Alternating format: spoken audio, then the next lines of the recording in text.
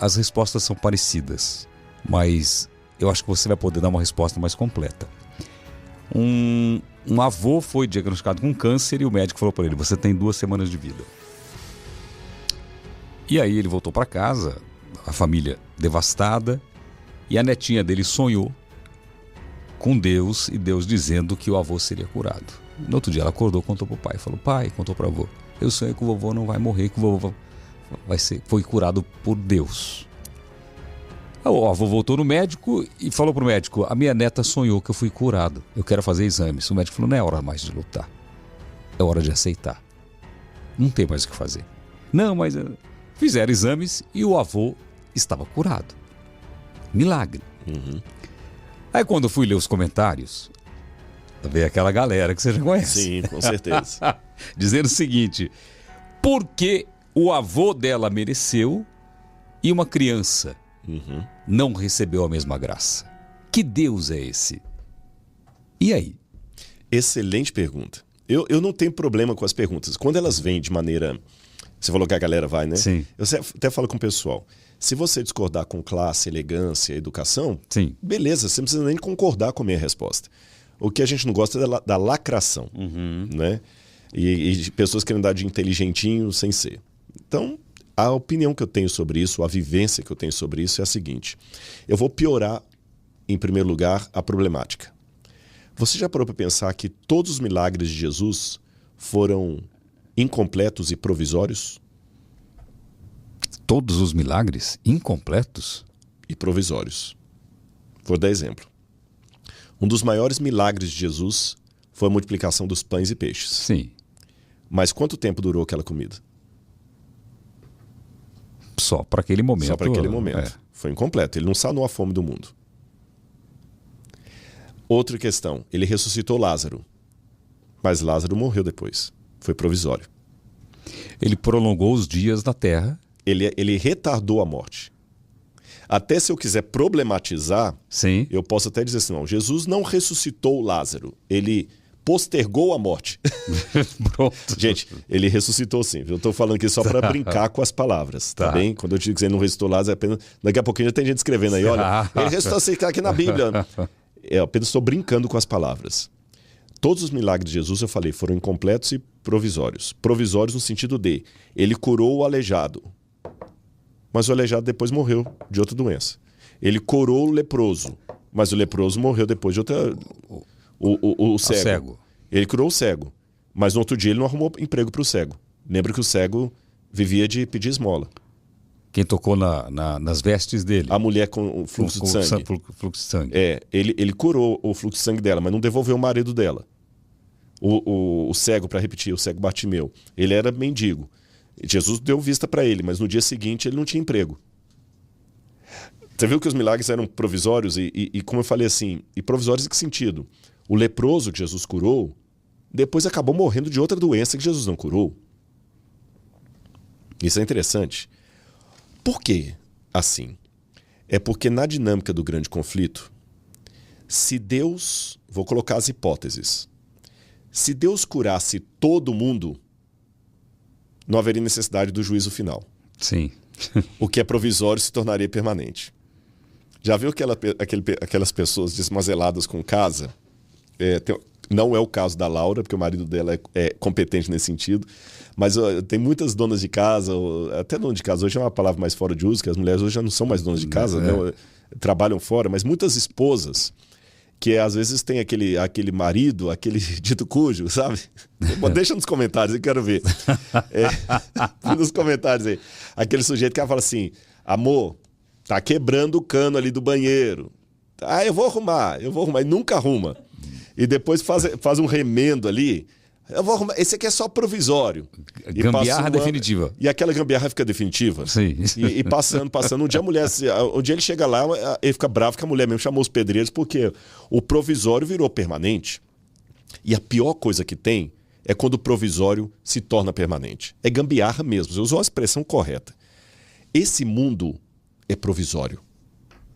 Se Jesus tornar o provisório permanente, Jesus vai estar fazendo como aquele marido. Ele não vai estar consertando, ele vai estar apenas deixando a gambiarra. Se ele curasse todo mundo, ele ia simplesmente deixar a gambiarra para sempre, porque ele vai consertar tudo sem trazer o juízo final, sem dar fim ao pecado, sem destruir o dito cujo com os anjos dele, sem separar o joio do trigo. Ele vai simplesmente estar perpetuando a gambiarra. Por isso que Deus não pode curar todo mundo. Não é a hora ainda. Você não pode abrir o cano na pressão máxima, porque é gambiarra. Se você abrir o cano na pressão máxima sendo gambiarra, vai estourar a parede, vai ser um estrago pior do que se você deixar... Ainda deixa o chuveiro só um pouquinho, porque ainda está na gambiarra. Mas deixa um pouquinho, porque você precisa tomar banho. Então, da mesma maneira que Deus não podia sair curando todo mundo indistintamente, ele também não podia deixar de curar ninguém, senão nós nos sentiríamos às cegas. Abandonados. Então, Deus não cura todo mundo, porque ele não quer tornar o provisório permanente, mas ele também não evita curar um e outro, porque é um sinal. Olha, eu ainda estou aqui. Sabe aquela mãe que o menino está comendo? Mamãe está aqui. Mamãe está aqui. Sabe, você tem sua filha. Sim. Quando era criança, não queria ficar no quarto sozinho. Exatamente isso. Pai. Papai está aqui. Não está te vendo, mas ouviu sua voz. Você está ali. Então, essas curas que Deus faz aqui e ali, não é porque o avô da menina mereceu mais do que o outro, porque aquela criança, Deus é injusto, que ele seleciona. É uma maneira de falar assim, papai está aqui. Não dá para acender a luz ainda, você vai dormir agora, mas papai não tá seria aqui. O caso da pessoa que viu e fez esse comentário, às vezes entender isso é um recado para mim? Sim. Que o pai está aqui. O pai está aqui. O pai está aqui. Seria uma mudança de comportamento da pessoa. Exatamente. O pai está aqui, mas esse avô da menina, se não morrer, ele vai morrer depois de alguma outra coisa. Sim. Um dia ele vai morrer, não estou sendo fatalista. Sim, todo mundo vai. É a única estatística que não tem 2 pontos para mais e 2 pontos para menos. E o que acontece quando a gente morre? Pois é, nós temos várias opiniões religiosas, não religiosas. Eu vou colocá-las e vou dizer qual que eu me encaixo. Há algumas pessoas que, e desde os estoicos e epicureus já eram assim, passando para os ateus modernos, morreu, acabou.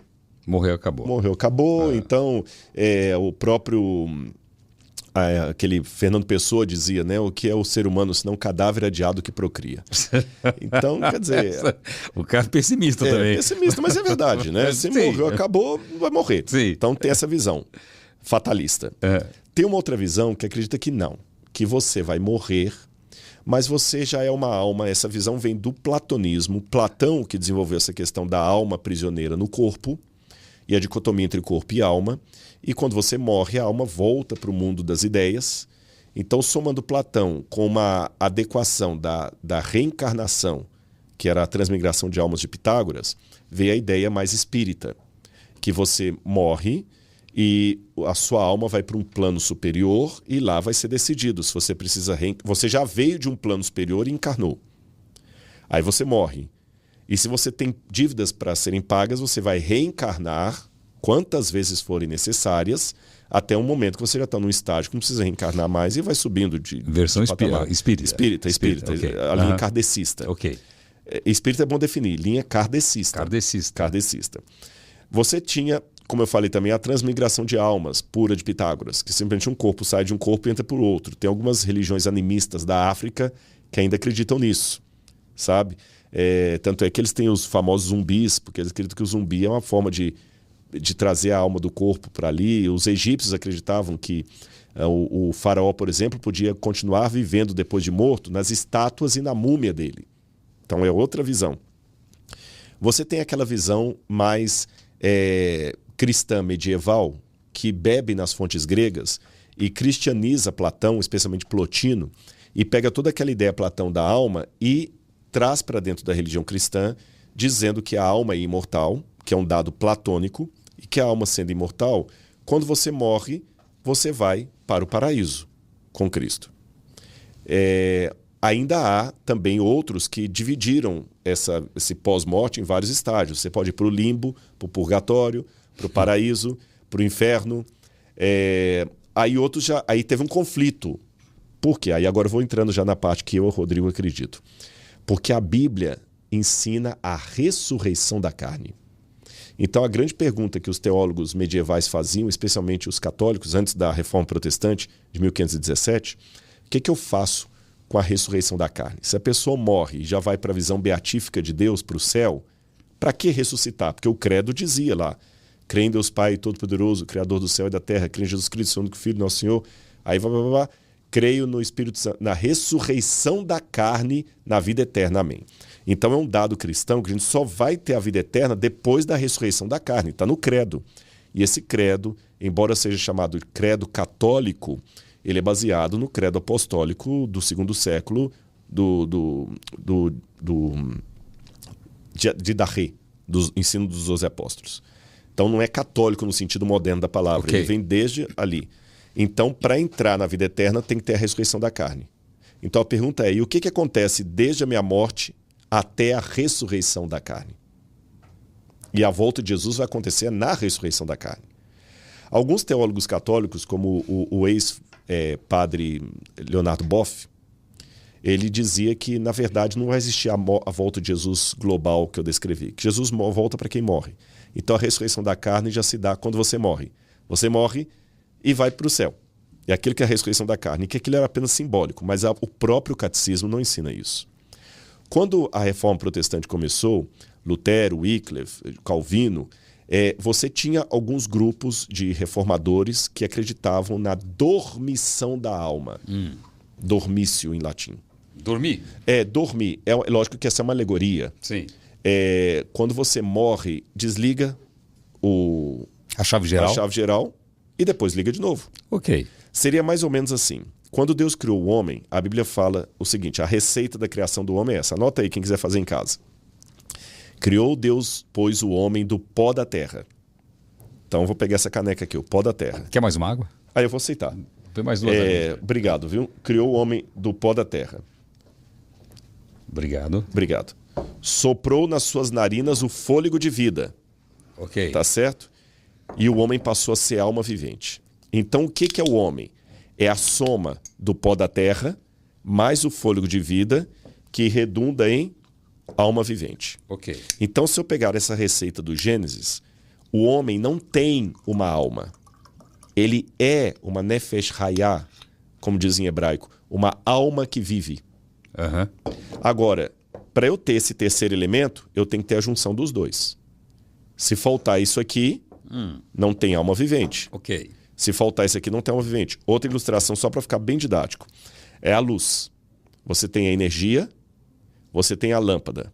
Quando você junta a energia com a lâmpada, você tem a iluminação do estúdio aqui. Sim. Ó. Agora, se eu tirar a lâmpada, sua energia não dá luz. Não. Se eu tirar a energia, só a lâmpada Não dá não luz. dá luz. Então, corpo mais fôlego de vida é igual a alma vivente. Se você tirar o corpo, não tem alma vivente. Ok. Se você tirar o fôlego de vida, também não tem alma vivente. Ok. Então, nessa compreensão, quando o ser humano morre, separam o fôlego de vida que volta para Deus que o deu e o ser humano volta ao pó porque ao pó ele veio. Então, a alma deixa de existir, assim como a luz deixa de existir quando eu tiro a energia da Sim. lâmpada. Deixa de existir provisoriamente. Por quê? Porque quando Cristo vier nas nuvens com poder e grande glória, Paulo fala o seguinte, em 1 Tessalonicenses, na carta aos Tessalonicenses, não fiquem entristecidos como aqueles que não têm esperança. Porque dada a voz do arcanjo, ressoada a trombeta de Deus, descerá do céu, e os mortos em Cristo ressuscitarão primeiro. E Paulo fala um pouquinho antes disso. Nem todos dormiremos. Ele está falando da morte. Nem todos dormiremos, mas ressuscitados seremos quando ele vier. Quando Lázaro morreu e Jesus foi ressuscitá-lo, Jesus falou o seguinte, Lázaro dorme. E as pessoas começaram a rir, pensando que ele estava falando do sono normal, mas a Bíblia fala que ele estava falando do sono da morte. Então, tanto Jesus como Paulo compararam a morte a um sono. Sabe de onde vem a palavra cemitério? Não faço ideia. Quem deu o nome de cemitério para o lugar dos mortos foram os cristãos primitivos. Os gregos e romanos chamavam de necrópolis, cidade dos mortos. Os cristãos recusaram chamar o lugar dos defuntos de necrópolis. Eles preferiram chamar de koemiterion, em grego, que significa dormitório. Que coisa. Então, na minha concepção, a pessoa, quando morre, ela passa por um sono sono da morte, ela perde a consciência. Por isso que na minha crença, mas eu coloquei as outras que há aqui também, Sim. do espírita, Sim, claro. do católico.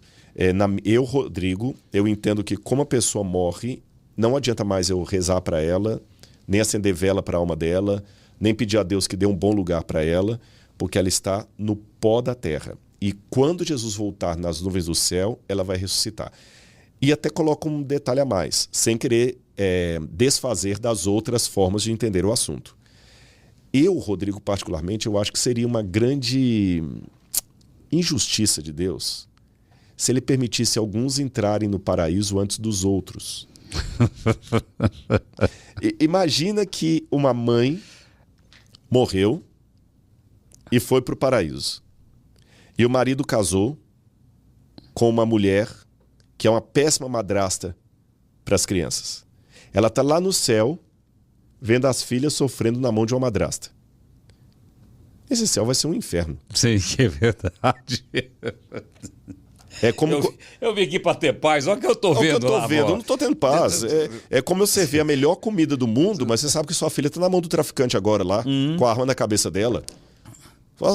Chega a ser até desrespeitoso. Imagina apenas numa comparação, a sua filha de 17 anos está na mão de um traficante com arma na cabeça. Eu falo assim, Celso, capaz eu trouxe agora aqui uma galinhada especial para você. Cadê a fome? Se você, Rodrigo, além de ter fome, desculpa, você está me desrespeitando, eu não estou nem com clima para isso. Exatamente. E outra coisa, não seria amar todos da mesma maneira. Você está dando algum privilégio. Exatamente, para uns e não para outros, e um privilégio entre aspas, porque para mim pode ser o maior paraíso, se eu sei que minha filha está sofrendo lá.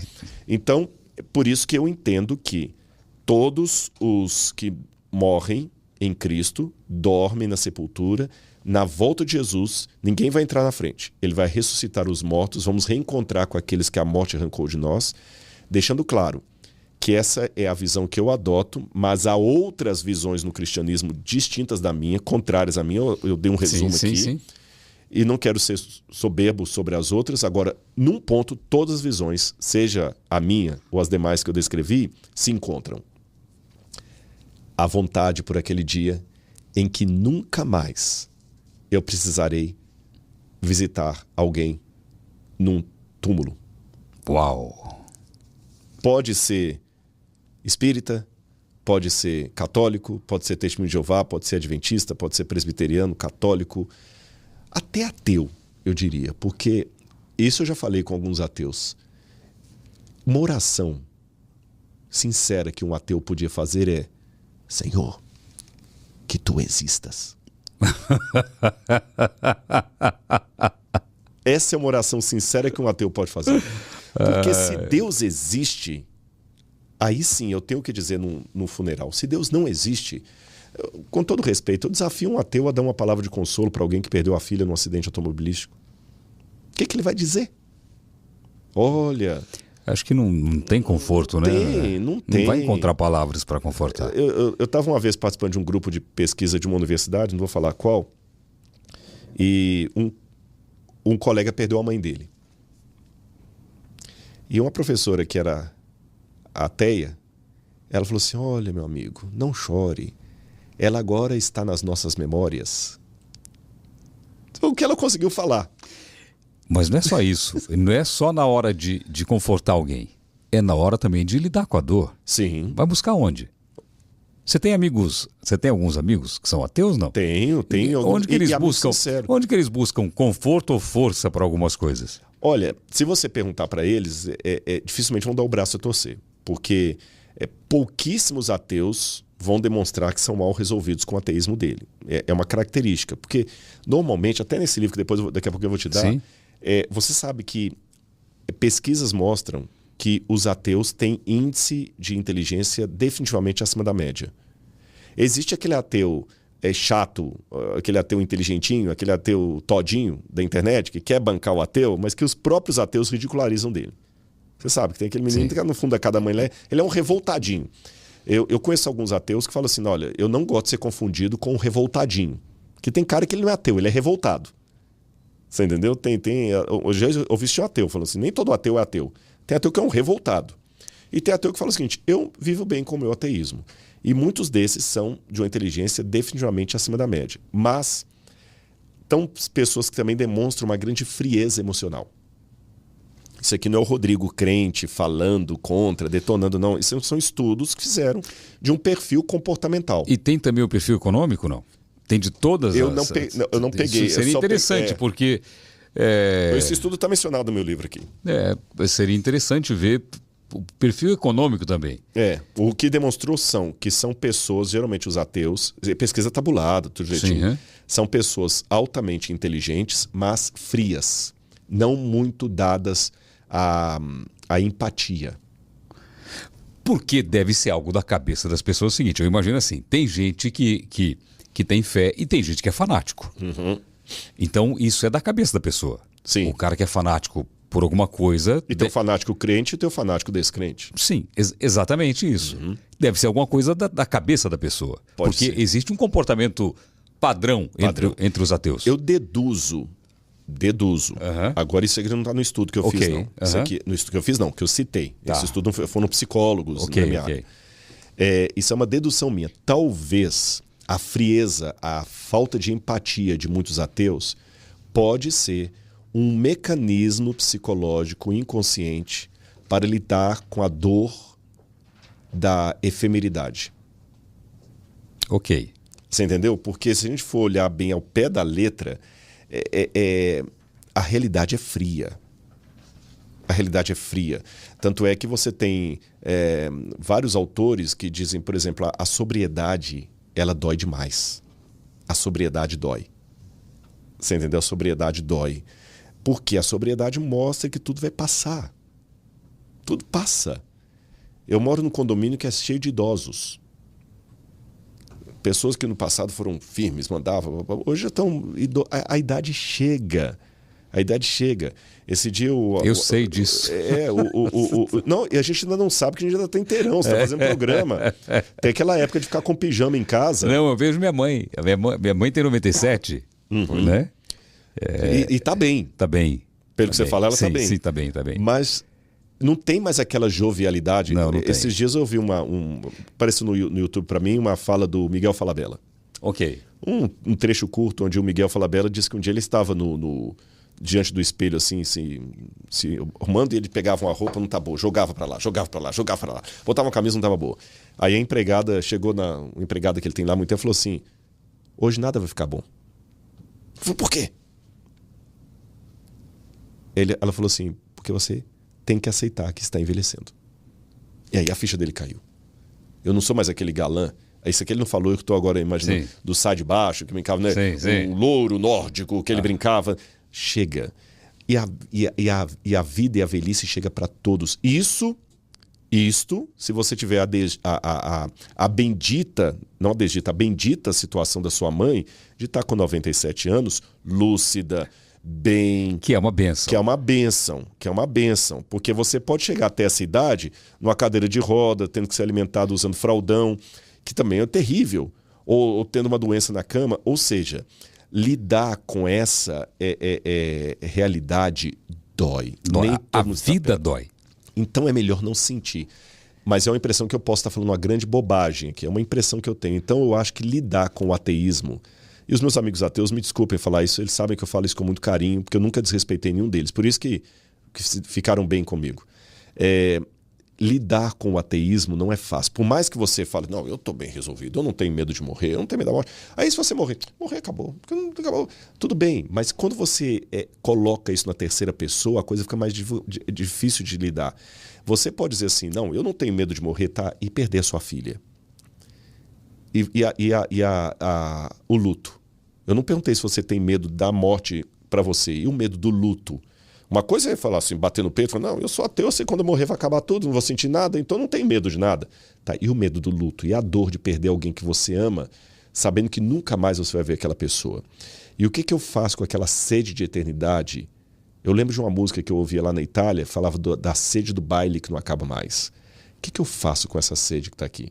O que eu faço com esse vazio que o próprio Freud, que era ateu, dizia que nós nascemos com uma carência de um pai protetor? O que eu faço com essa carência? Lidar com isso não é fácil. Então o comportamento é símile ao dos europeus após a Segunda Guerra Mundial. A Europa contabilizou, depois da Segunda Guerra, mais de 35 milhões de órfãos vagando pelas ruas da cidade, sem pai, sem mãe. Muitos daqueles meninos, assim, você tem fotos da época de menino de 8 anos fumando, crianças assim largadas, sabe assim, virou um orfanato a céu aberto, sem ninguém cuidando daquelas crianças, com violência, com tudo. Andando Berlim, quando foi bombardeada pelos aliados, aquele monte de alemão assim, andando perdido, eles acreditavam no Führer, no nazismo, acreditavam naquelas coisas todas do Terceiro Reich. Agora tudo acabou, o Führer acabou, a suástica estava no chão, Berlim estava destruída. E não só a Berlim, a Europa toda.